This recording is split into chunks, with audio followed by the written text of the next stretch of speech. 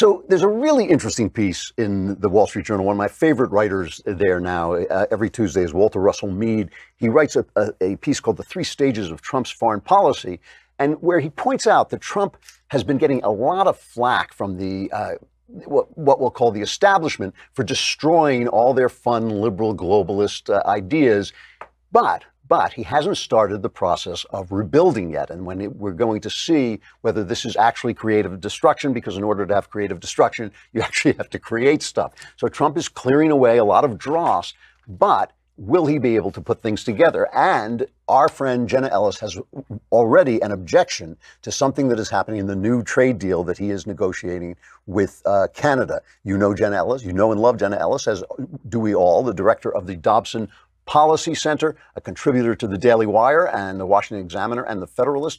Three great venues, by the way. And her book is The Legal Basis for a Moral Constitution. Jenna, how you doing? Can you hear me? I'm great, Jerry. Thanks so much for having me on. That's all right. Yes, I feel like you and I have been arguing on text all weekend. So we're continuing the conversation. It has. It's true. Yes. So what's your beef? Lay out your beef with the new Canada deal. Yeah, well, really, at this point, it's Congress's beef, and led by Congressman Doug Lamborn. 46 members signed a letter last week to President Trump that expressed concern that what's happening essentially is that the United States Trade Representative has embedded social policy, Canada's social policy, into a trade agreement really for the first time, and this is completely unprecedented. And so Congress is expressing, and we would agree, and there are a lot of conservative policy groups that agree, that social policy belongs nowhere in a trade agreement. So in Article 23, that is talking about gender discrimination in labor. That particular article, what the United States Trade Representative did was embedded in the definition of gender to also include sexual orientation and gender identity language, which there is no federal law. This is still an ongoing national conversation that is highly controversial. We saw all of the media coverage with the HHS memo. We've seen what the administration has done to preserve and protect policy space for Congress to actually legislate on this issue and determine under their constitutional authority. But now the United States Trade Representative is conceding to Canada and is saying, you know what, we're going to go ahead and include this definition of gender as including sexual orientation and gender identity for the United States to agree to in a trade agreement. This is absolutely nowhere to have social policy. So members of Congress are pushing back, and so are conservative policy groups. All right, so I have two questions that spring to mind immediately. The first is, does it even matter if this language is in a trade agreement? Is it constitutional for Canada to dictate our policy, our social policies? I mean, can't we just ignore whatever they put in there when it comes to this? We should have ignored it, and the United States Trade Representative should have said, Canada, take a hike. No, this is not somewhere for you to hoist your social policy onto the United States. But what happens when Congress has to ratify a trade agreement is that essentially a future activist court or future trade agreements, now we're setting up a very dangerous precedent to continue to cement this language that Congress will vote either up or down on the entire trade agreement. And so there's a potential, what Congress is concerned about, these members of Congress, is that future courts will see that now Congress has approved this agreement as a whole, and that would set up the precedent that, hey, maybe Congress is okay with this without them actually legislating. So it is unconstitutional. It's Canada trying to circumvent Congress. It's the United States Trade Representative trying to circumvent Congress. And really that sets up the administration to be in a very difficult position because their trade representative made these concessions, frankly, I think ignorantly, probably, because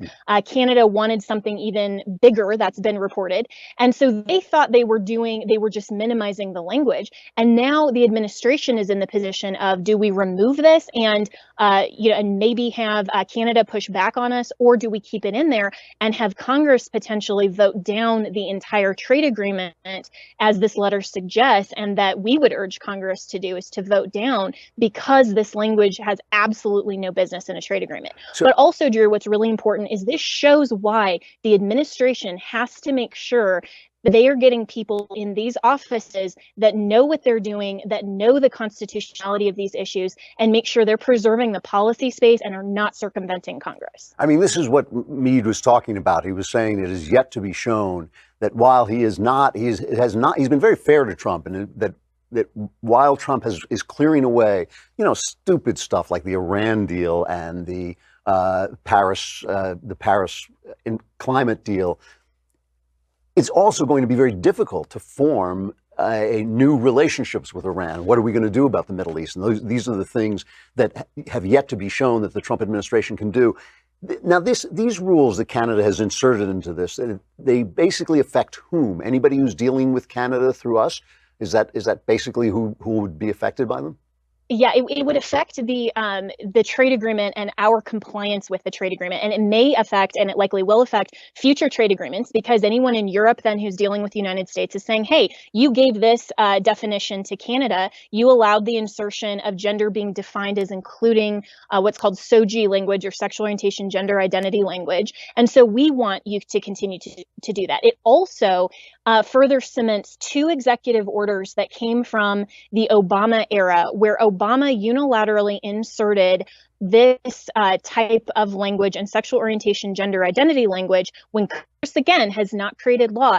And that would further cement these two executive orders to continue to be policy and potentially put the onus on Congress to make it further down the road for them to legislate against this issue. So this is actually a very big deal to the United States. And the main reason is that we need to protect our sovereignty. We do not want to have countries like Canada telling us what our social policy should be and how we need to define gender discrimination under our law. That is a matter constitutionally that only Congress can determine. So to put this into a trade agreement is absolutely unconstitutional and sets up a very bad precedent for the future. Do we not already have rules about discrimination, sexual discrimination? We do, but that's just policy right now. If you go to usajobs.com, for example, that will include some of this language, but that's only policy. We don't have federal law that defines gender discrimination as anything but male versus female. That's what Congress intended to do. And again, this is a national conversation. We have never included in federal law the requirement that sexual orientation and gender identity is included. We need to have that conversation in Congress, not in a trade agreement. Do you think there's a chance? I mean, one of the things that I saw when I saw the story of the congressman coming forward, Republicans have a tendency to walk jaw first into a stationary fist, that like they tend to politically allow themselves to get beaten up without the other side ever having to take a swing. When you talk about this as a question of sovereignty, it makes perfect sense to me. I worried when I read what they were saying that it was going to come across as kind of anti-gay people, or just how the left always reacts to everything as if it were discriminatory. It made me wonder: are they setting themselves up for that? Are they leading jaw first when maybe they should have used more careful language about the sovereignty issue? Because the sovereignty issue is clearly an important one. I don't think anybody in the United States is interested in excluding people from trade deals because of their sexual orientation. Well, if you go to Congressman Lamborn's website, which includes the full letter that he led and 45 other members of Congress signed on to, it's lamborn.house.gov.